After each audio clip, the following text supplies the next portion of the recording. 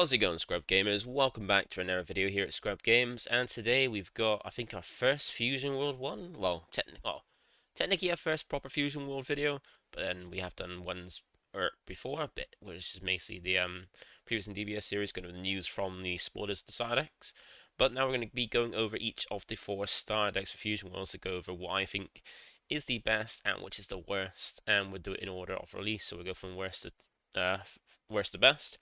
And as you can guess, the first one being Goku means this is the one I feel is the worst out of the 3. Not by meaning it's like a bad deck, just compared to what the others can do. This one seems like the least greatest out of the 4. And we're going to go over why that exactly is, and kind of get an understanding about it. So, if you want to support the channel, remember you can always do that by giving a like to the video, let me know that you enjoy the content and that the videos make sense, and also drop a comment down below if there's anything I cover that you don't agree with, that you want to basically clarify, or anything you're unsure of, or anything you want to see on the channel. Just drop a comment down below and I can do my best to answer, or try and put that content on the channel. And also don't forget to subscribe, it keeps you updated with my videos as and when they drop. You can even hit the notification bell to get alerts to when my videos do drop, so you can then go and watch straight away, or know they're available to watch when you're ready. And also it helps me get to my goal of 1,000 subs, which we're trying to get there before the end of the year. We've got not much time left. We're trying to get there as quick as possible, and see if we get it before this new year starts. So if you can do that, help out, that'd be fantastic. Otherwise, let's get the video and discuss the red starter Goku deck.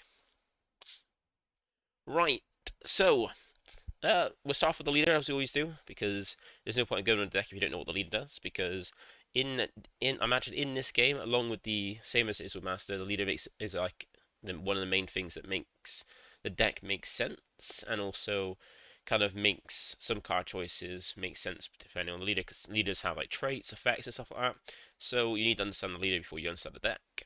And with this one, luckily, this is the first lot of decks, and also the first set, so it's going to be just released brand new. So they have to make it quite basic and simple for new people to get into, have a look at, and basically get a basic understanding of. So all the leaders are quite basic with their front side and even their awakened side, and the only difference between them is really that they've got a different effect that is unique to them. So starting off, all the leaders, well, I think not all the leaders, there is one that's different. So most of the leaders, like 3 out of 4, have the same kind of stats in that they're 15k on their like on front side, which is their unawakened, and on their awakened side, which is the back side, they're at 20k. So on this case, Goku is 15k, and when he flips over, he goes into 20k. And unlike all the leaders also have like a color. So in this case, this one is the red one, where we've got the other ones, the 4 colors starting off are red, blue, green, and yellow. And you can it's quite nice. You can tell like what the rarity is, like similar to One Piece, where it's got an L for leader, like for the leader. And then I imagine you got things like uncommon, rare, common, super rare, things like that, secret rare stuff, things, and even little codes to say as well. And just like how they did with Stardew Masters, they got a little one to know that this is the first set or the first block. I'm not sure if it's the first set for a block or the first set of starters. And in the bottom left, you've got a little icon to show which color it is. You've got R for red, and I think the only you can have like green, like G for green, Y for yellow, and then funny enough, you have U for blue, because I think it's going to follow the same colors as Masters, being the 5th color which haven't revealed yet, being black. And as you know, black and blue both have the same first letters, being B and L, so they go by the next one after for the blue. So B, like, because in alphabetical order, black then goes to A, while blue goes to U. So I imagine black's going to be B, and then blue is currently U, as we'll see in the next video. Well, one of the next videos when we go over the next deck. And for this, so this is the red deck, and also each leader has the character name. So on here, in this case, it's on Goku, and then it's got a trait. So Goku is a Saiyan, and he's from Universe 7, so he's got the Universe 7 trait and the Saiyan trait. And then you can see on the side, like it basically lets you know on the right hand side of the card, it lets you know what kind of card it is. And in this case, it's the leader front and leader back, so it's quite clear, quite concise of what this card is. And then we have the effects. So for all the leaders, they all have the same auto in the star decks. They all have the same one, which is when attacking, draw one card. This is how you gain advantage. This is something we didn't have in Masters in the first set.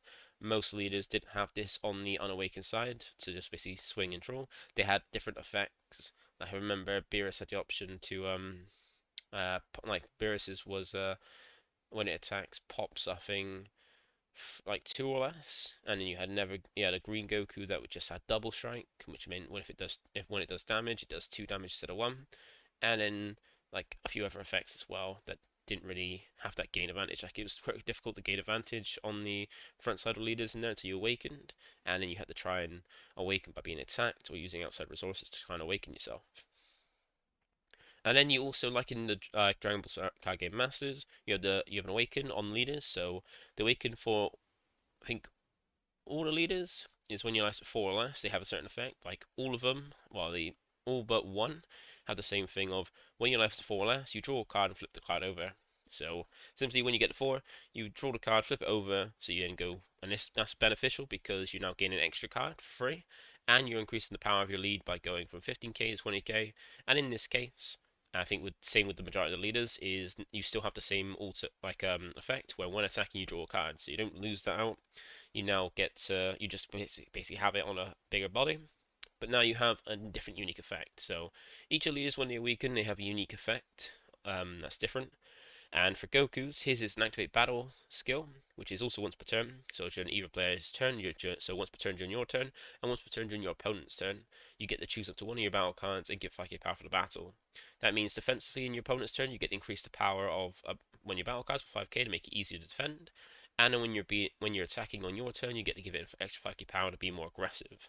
So it's quite nice. Not the greatest effect compared to what the other ones do, but still not too bad. So that's the leader, very basic. I think we'd be covering a little bit easier the rest of them because we don't have to go over like what the skills do because we're going to it all in the first one here. But yeah, very basic leader, draws on both sides, awakens 4 less life, drawing 1, and then his effect is to give a battle card 5k power. So that is the leader. So let's have a look at some of the other cards in here as well in the red deck. I think for each side deck they didn't officially reveal like some of the skillless cards, so we're not covering those because there's no point in covering skillless, just skillless. They don't really add anything, they're just with skillless cards. They're basically just of cards with no effect but very strong power, and usually they start off as from a 1-drop skillless. Their base is 15, and then for every extra cost, they get extra 5k. So 2 costs will be 20, 3 costs will be 25, 4 costs will be 30, so on and so on. So there's nothing really to go over, and all skillless have 10k combo power, which we'll get to when we get into the battle cards. So let's get into some of the other cards. So first up we have some 1-drops. So we have a Roshi and a Whis. Both have the Universe 7 trait because it seems to be like the only one of the big differences between Fusion World and Masters is that in Fusion World you have the name of the card, you have their traits like we have here, but you also have the era. So you normally get to see the era from one. Like it could be from the Frieza saga, the Namekian saga, Saiyan saga. Says basically where it's from, which we kind of know is a nice little bit. It never makes really any. It's never been really any use. The error in the Masters card game, you never had like anything to search for certain error. It's just been there for like kind of a little bit of flavor, a little bit of can't really think of the word for it, but basically a bit of knowledge. So like you got BoJack being from the BoJack saga, being the movies, and so you kind of know where it's from, or even special if I think I haven't seen that before in the anime. It could be that it's just a special one for like a game or something like that. But from Fusion World, they don't have these errors. They just have the name and the trait. So considering this seems to be for this Goku deck, it seems to be from the Tournament Power. That's that saga in the anime. So all of the cards are going to have the Universe trait. So you're going to have the Universe 7, and then we have the other ones. So Roshi is Earthling, Whis is an Angel. So here they also have a little extra texture, so you can see these both commons, and also they have the R1 as the next one, so they know it's red and from the first Red Star deck, I imagine. But these are both 1 cost, and also you'll notice that on battle cards they have these little dots next to them. These are specified costs. Now, I've seen people speculate what is the point of these because our understanding so far is that the decks are color locked, meaning that you can't run any color that's not the color lead. So if you have a red lead, you can only run red cards, and so on and so forth. And that's not the same as Masters. That's the same as One Piece, because I think this game takes the best of both worlds from One Piece and Masters. And you got these specified costs, but some people have saying it doesn't make sense because the leaders are color locked. So what's the point of having specified costs? But then that's the thing. As we've seen with One Piece, there could be dual color leaders where if they are color locked, and your leader, you can only run like colors on your deck based on the color of your leader. If there's multicolor leaders, so leaders like in future or even the first set becoming like say yellow and red, then you'll be able to run yellow and red, and then at that point you'll be charging. And when you charge cards of the color, and you try to face up to see the colors. So if you charge a red card, that's red energy. Charge a yellow card, that's yellow energy. And in future, if we have multicolor leads, or if in the first set we have multicolor leads, then you're going to need to make sure you're charging the right colors to be able to match the right costs. Because not all the cards have like a lot of these little dots covering the whole cost. Some of them have like a 5 cost that has only 2 dots, meaning you have to pay at least 2 energy being red. So it kind of makes sense from a master's standpoint, but from a 1Piece standpoint, people might be confused. But yeah, these dots are just to make sure that some of the energy that you need to pay for the card need to be a color. So these ones need to paid by red energy. So that hopefully that makes sense. Now these are both 5k power. So up in the top right hand side, you've got the power of the card. So these are both 5k power. And on the left, then you've got the combo power. So as you can see on the right, you can see on the side they've got the what kind of card they are, which is a battle card. And on the left, you've got the combo power. Now in Masters, you normally have a cost to combo and the combo power. So normally it would be the majority of them are a normal 0 cost to combo, but then 5k combo. And then you've got some that are 1k, like require 1 energy cost to combo, so I mean you have to tap 1 energy to combo with it, and you gain like say 10k power. But in this case, in this game, there's no combo cost to combo. You can just combo them freely without like having to pay any energy. But they've got different combo power. So usually, by looks of it, if they've got a really good effect and really good power, they're normally 5k. If they've got not too bad power but a good effect, or not a very good effect but very good power, they've only got 10k. But then you've got some big cards like the big boss cards that are like a huge power, very good effect, that have 0 combo cost, and that's normally on the big SRs and it.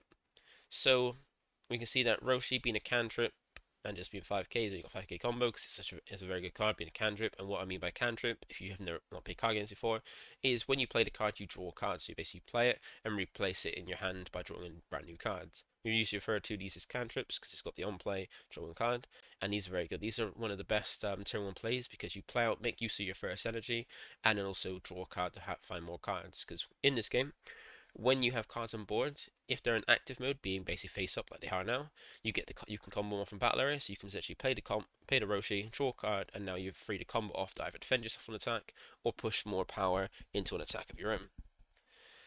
So that makes sense about why it's got combo power and why it's great to draw. And you got Whis here, he's got a little bit of a different effect. So his effect is on play, choose up to one of your opponent's battle cards, and it gets minus 5k power for the turn.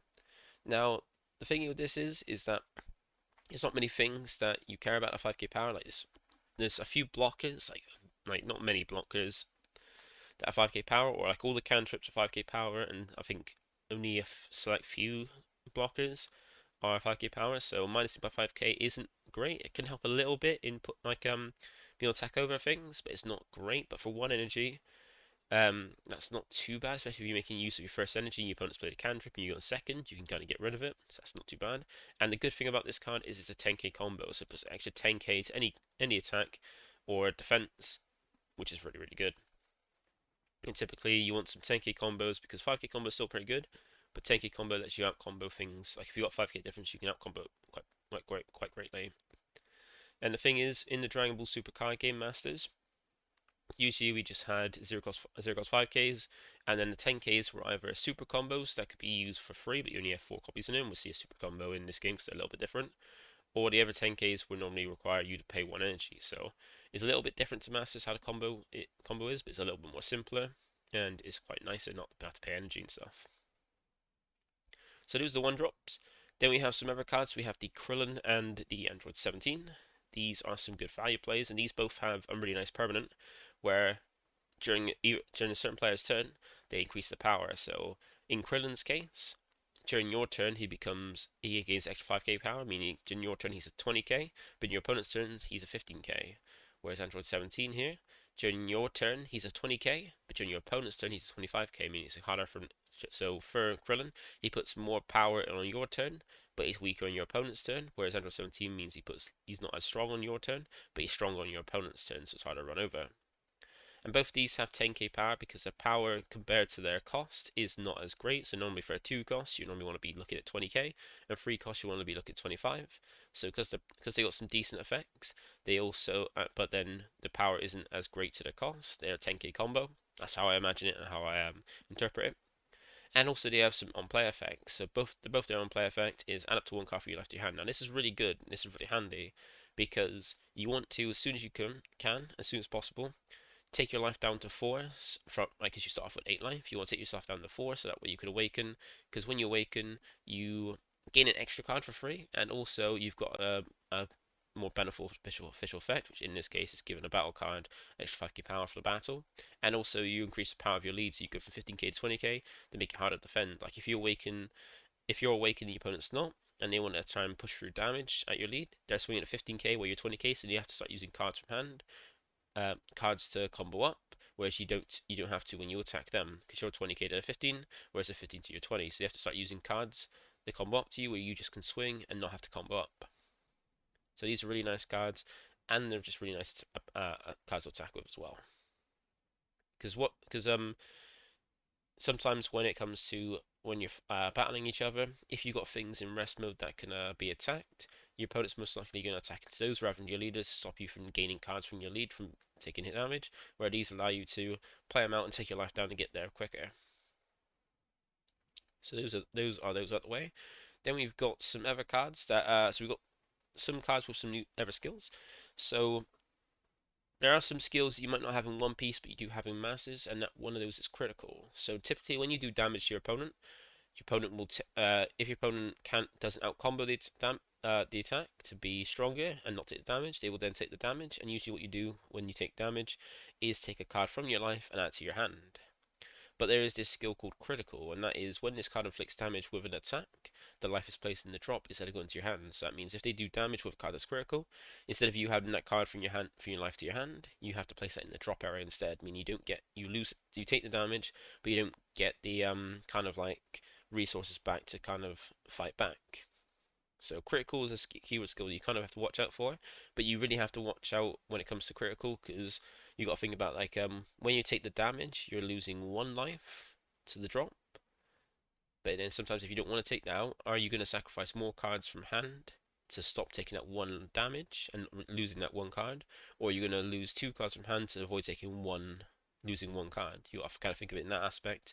Is losing a lot of cards in hand worth not losing 1 card, or is losing 1 card not that much of an issue? And in this case, we can see like we can see where my theory about the combo power comes into effect. Whereas this Vegeta is a 2 cost with 15k power, so not like a bit weaker than 2 cost normally is, and it has critical, so it does have a good skill but not a great skill, so it's got 10k combo. Where we've got here Beerus, he's a 3 cost 20k, so not as great as a 3 cost, but he's got critical, but he's also got a ever skill. When attacking, choose one of your battle cards, it gets 5k power for the turn. That's not too bad. You're giving a boost to another battle card on your board, so he has only 5k combo. So he's got like decent power, not as strong as his cost, but he's also got critical and he boosts everything when he swings. That's pretty decent. So he gains 5k. And as you can see from here, Beerus is a god of destruction, so not just a god like we've seen in Dragon Ball. Like the only trait was just a god.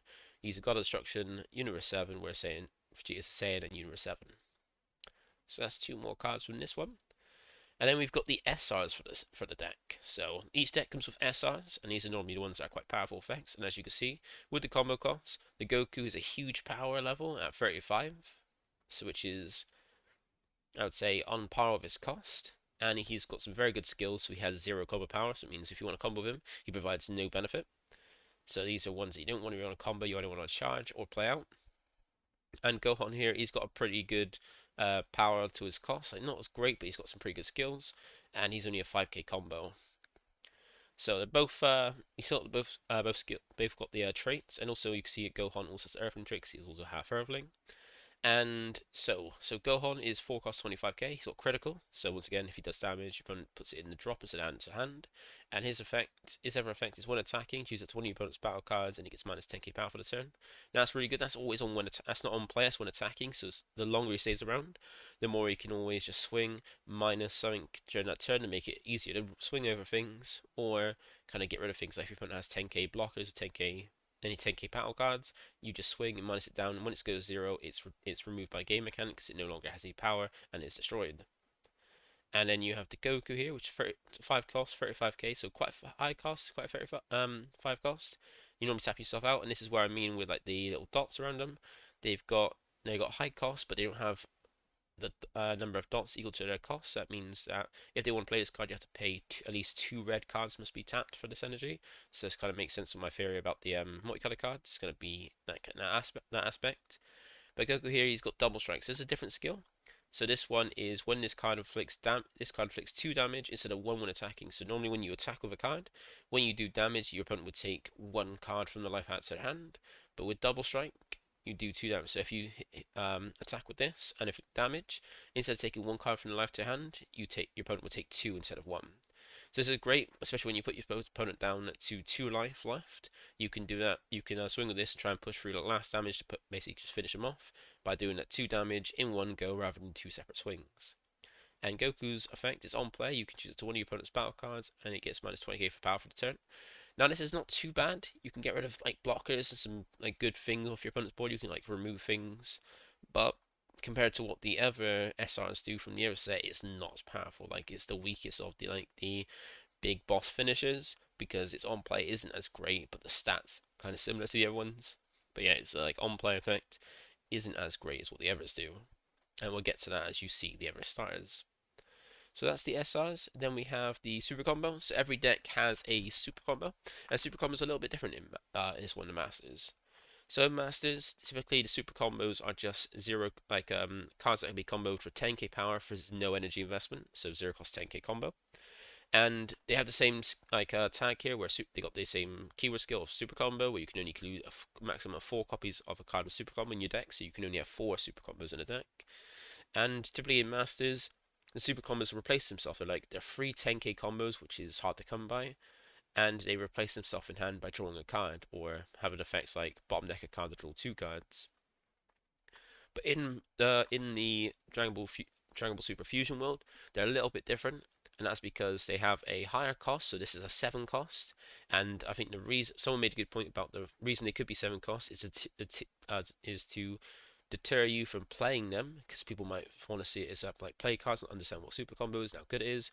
Play the cards, so being a high cost means you're deterred from playing it, so you keep it in hand because that's what you want it. You want to use it for comboing, not for playing. So it's got a high cost to deter people from that because it's not really worth it. A 7 cost 15k power is not good, so unless like you want to play it. So to deter new players that's never played either like Dragon Ball Masters or One Piece to understand that these cards are very good in hand.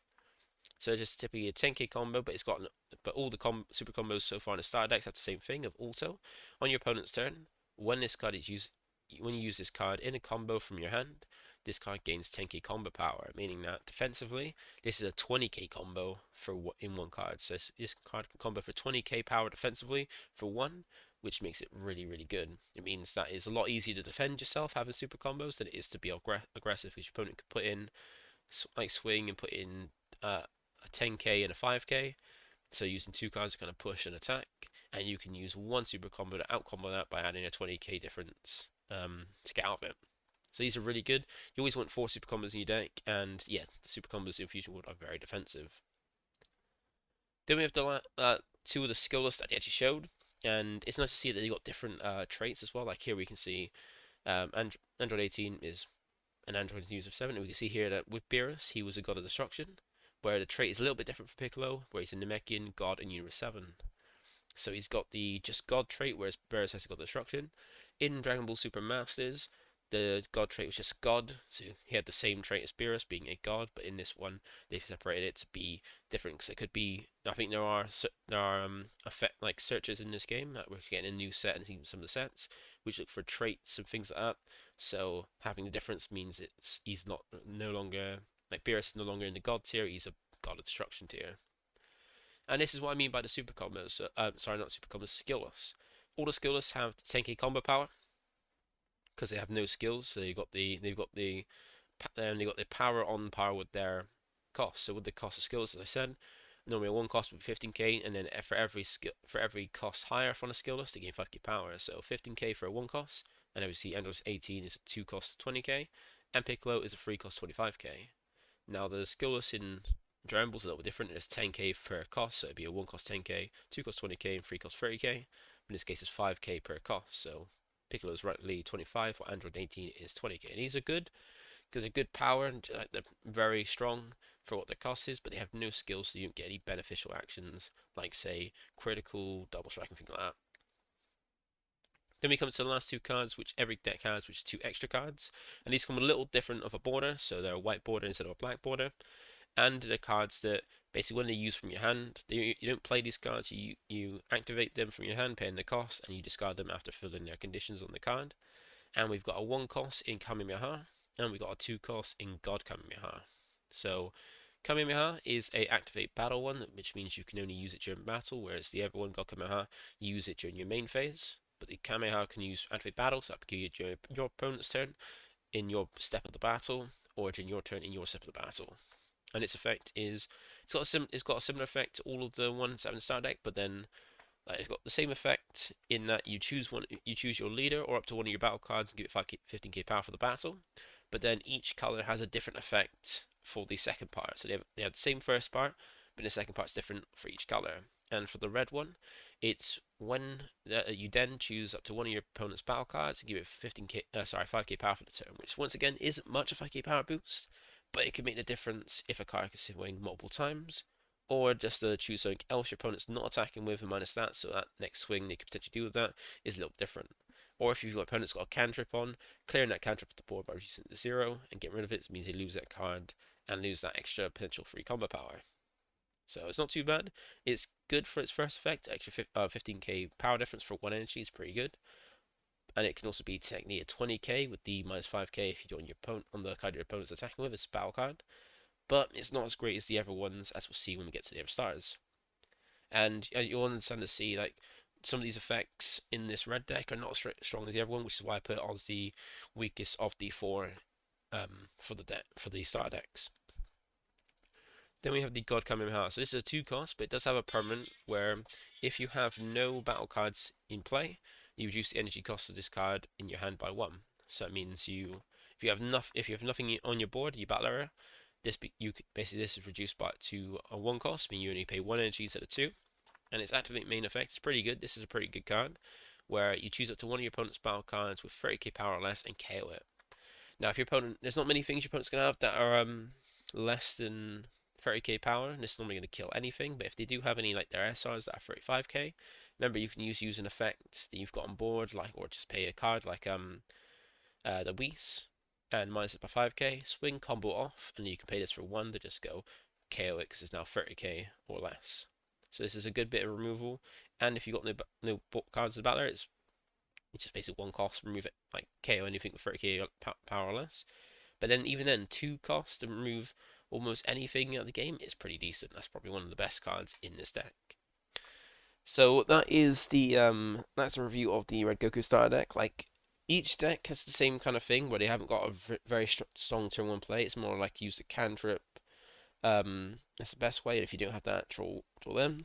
But then with this deck, it just seems that you want to be aggressive. You want to like basically play your battle cards, keep swinging them, be very aggressive, and get that boost during your player's turn from the lead, and just keep attacking, and just be as aggressive as possible, like it is kind of in the Masters. But I feel like this is the worst of the starter decks. Like not the worst, like it's still a decent one, but it's not as strong as the other ones. It's the 4th strongest out of the 4. So that's it from me today. Thank you for watching. Feel free to like, comment, subscribe, and we'll go over the next Fusion War starter deck tomorrow to see what the 3rd strongest one is out of them. So thank you for watching. Feel free to like, comment, subscribe, and I'll catch you in the next one. Bye for now.